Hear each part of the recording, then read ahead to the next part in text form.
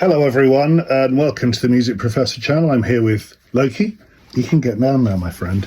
Today I'm wearing my Picasso t-shirt, and there's a reason for this. Picasso, as far as I know, drew exquisite line drawings of 4 composers.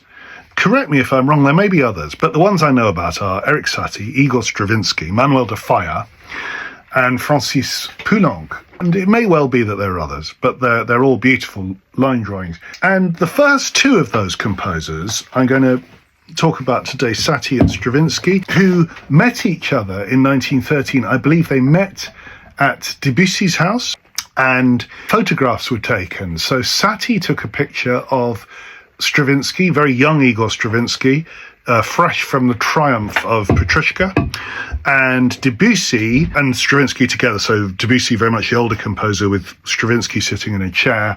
And then Stravinsky took a photograph of Satie and Debussy standing in front of his rather grand mantelpiece with a Buddha on it. When Stravinsky was asked in the 1950s by Robert Kraft in their conversations together about Satie, he said this, and this is the recollections of an elderly Stravinsky who was in his 70s, about life in Paris.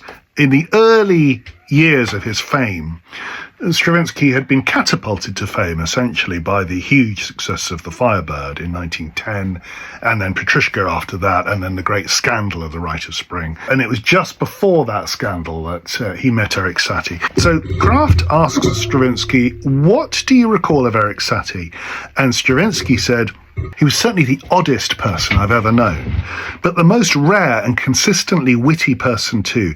I had a great liking for him, and he appreciated my friendliness, I think, and liked me in return. With his pince-nez, umbrella and galoshes, he looked a perfect schoolmaster, but he looked just as much like one without these accoutrements. He spoke very softly, hardly opening his mouth, but he delivered each word in an inimitable, precise way. His handwriting recalls his speech to me. It is exact, drawn. His manuscripts were like him also, which is to say, as the French say, fin. His manuscripts are absolutely exquisite, beautiful, beautiful calligraphy, and that's fascinating that he was like his handwriting. If you want more of Stravinsky's recollections of Satie, I will come back to them in a future short.